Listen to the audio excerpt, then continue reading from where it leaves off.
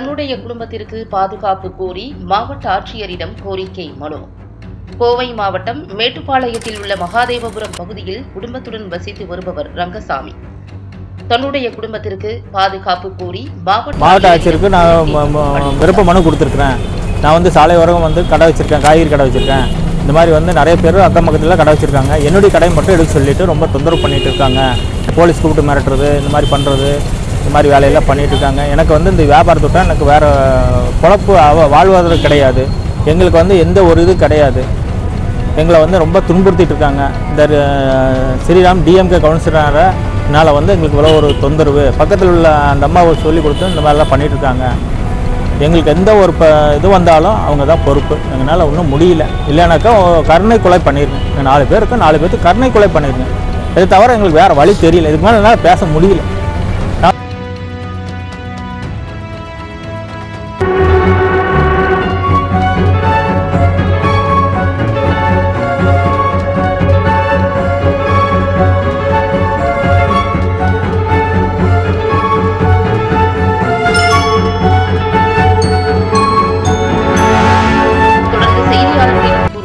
தானும் தனது குடும்பமும் மேட்டுப்பாளையம் மகாதேவபுரம் பகுதியில் வசித்து வருவதாகவும், தனக்கு மலர்விழி என்ற மனைவியும் தீனதயாளன் மயிலானந்தன் என்ற 2 மகன்களும் உள்ளதாகவும், தான் ஒரு மாற்றுத்திறனாளி என்றும், மேட்டுப்பாளையம் மீனாட்சி மருத்துவமனை அருகில் கடந்த 18 வருடங்களாக சாலையோரம் காய்கறி வியாபாரம் செய்து வருவதாகவும், அங்கு தொழில் போட்டி காரணமாக தனது கடை அருகில் கடை நடத்தி வரும் ராணி என்பவரின் உறவினரான திமுக 15வது வார்டு கவுன்சிலர் ஸ்ரீராம் என்பவரிடம் தன்னை பற்றியும் தனது குடும்ப உறுப்பினர்கள் பற்றியும் தேவையில்லாத விஷயங்களை தவறாக கூறி தனது வீட்டிற்கு அடியாட்களுடன் தாக்குதல் நடத்தினார் என்றும், மேலும் அச்சுறுத்தும் வகையில் கடையை காலி செய்ய வேண்டும் என்றும் அவருடைய அதிகாரத்தையும் அரசியல் செல்வாக்கை பயன்படுத்தியும் மிரட்டல் விடுத்து வருகிறார் என்றும், இதுகுறித்து குடும்பத்துடன் அருகில் உள்ள காவல் நிலையம் சென்று முறையிட்டால் தங்களை காவல்துறையினர் மிரட்டி வெளியில் அனுப்பிவிடுகிறார்கள் என்றும், தான் மாற்றுத்திறனாளி என்பதால் தங்களின் குடும்ப வாழ்வாதாரம் தாங்கள் நடத்தி வரும் கடையை நம்பியே உள்ளதாகவும்,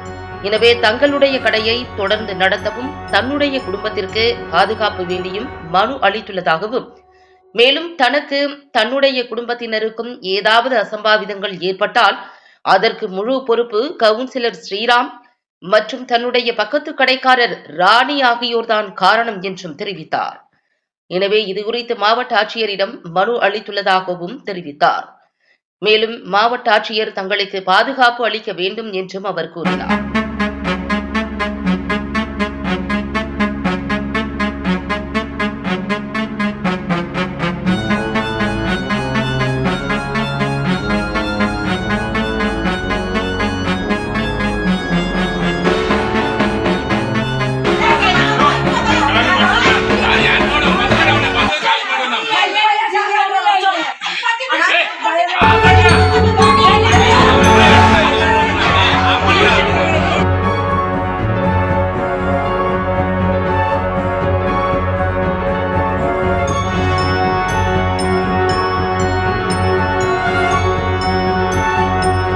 ஒரு மாற்றுத்திறனாளி என்கிட்ட என் குழந்தைங்களை நம்பி என் குழந்தைங்களை இப்போ 2 வருஷமாக கடை பக்கம் விடாமல் பயந்துட்டு கடைக்கு விடுறதில்ல. ஏதாவது பண்ணிடுவாங்களான்னு பயந்துட்டு, ஏதாவது அடிச்சிருவாங்களா, ஏதாவது பண்ணிடுவாங்களான்னு பயந்துட்டு நாங்கள் பொழப்பு ஓட்டிகிட்ருக்கோம். இது எந்த நேரம் எது நடக்குன்னு தெரியாது. அதனால் எங்களுக்கு இந்த ஏதோ ஒரு பிரச்சனைன்னு வந்தாக்கா இந்த ராணியோட மருமக டிஎம்கே கவுன்சிலர் ஸ்ரீராமு இவங்கெல்லாம் இந்த மாதிரி எல்எஸ்புரத்தில் குமார்னு சொல்லிட்டு ஒருத்தர் அவர் தான் எங்களுக்கு இந்த மாதிரி பையனை காப்பாற்றின பையனுடைய ஃபியூச்சர் போயிடும் அப்படின்லாம் சொன்னார். இவங்க எல்லாமே பொறுப்பு. எங்களுக்கு ஏதாவது ஒரு பிரச்சனைனாக்கா ஏதோ ஒரு சின்ன கேரளானாலும் இவங்க தான் பொறுப்பு. இதனால் இதுக்கு மேலே என்னால் பேச முடியல. என்னால் மாற்றுத்திறனாளினால என்னால் நடக்க முடியாது, உட்கார முடியாது, எதுவுமே செய்ய முடியாது. 2 வருஷ காலமாக பசங்களை கடைக்கு வராமல் ஏன் வராமல் விட்டுக்கானாக்கா ஏதாவது பண்ணிடுவாங்களான்ற ஒரு பயத்தினால வீட்டில் நிறுத்திட்டு நான் கஷ்டப்பட்டுருக்கேன். நானே என் மனைவி கஷ்டப்பட்டுருக்கோம். என்னால் வேலை செய்ய முடியாது. பசங்க 2 காலேஜ் படிக்கிறாங்க. ஒருத்தன் கவர்மெண்ட் காலேஜ் படிக்கிறான். இதில் காய்கறி விற்ற பணத்தில் தான் நீங்கள் படிக்க வச்சு? ஆமாம். நாங்கள் இப்போ வேறு வழி இல்லை, எங்களுக்கு வேறு வருமானம் கிடையாது. சரிங்களா? இந்த அம்மா 18 வருஷமாகவே தொந்தரவு தான் எங்களுக்கு. 18 வருஷமாக நான் கடை வச்ச நாள்லேருந்தே அது இது அதை இந்த பசங்க அப்படி இப்படி அப்படின்னு அக்கம் பக்கத்தில் பூரா நம்ப வச்சிருச்சு. நான் உங்களை முன்ன பின்ன பார்த்ததில்ல, இங்கே வந்து கடை வச்சுருக்காங்க, நல்லா சம்பாதிக்கிறாங்க, இவங்களை வைக்கக்கூடாது, துரத்தணும் அப்படின்ற எண்ணத்தில் வந்து எல்லாத்துக்கிட்டையும் போய் இவங்க சரியில்லை அவங்க சரியில்லை அந்த மாதிரி. ஆமாம், வியாபாரம் அந்த அளவுக்கு ஆகுமாப்பா? என்னுடைய வாடிக்கையாளர் என்னை பார்த்தாலே சொல்லுவாங்க. என்னுடைய வாடிக்கையாளர் நான் வந்து தவறான ஒரு சின்ன ஒரு அழுகல் காய்கறி கூட கொடுக்க மாட்டேன். என்ன பண்ணுறது, நான் மக்கள் எனக்கு ஆதரவு கொடுக்குறாங்கப்பா. நான் இன்றைக்கும் மக்கள் நம்பி தான் இருக்கிறேன். என் மக்கள் என்னை காப்பாற்றுவாங்க.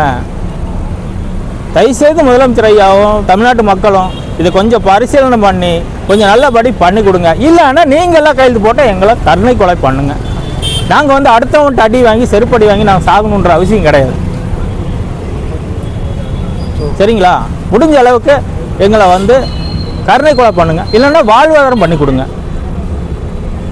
தச்சாமல் பக்கத்தில் நின்றுட்டு என்ன ஜாதின்னு தெரியாது, ஜாதி பற்றி பேசுகிறானுங்க, அடிக்கிறதுக்கு வரானுங்க. ஆள் நைட்டு 6 மணி ஆச்சுனாக்கா பயந்து வாழ்ந்துட்டே இருக்க வேண்டியது. என்ன நடக்குதுன்னு சொல்ல முடியாது.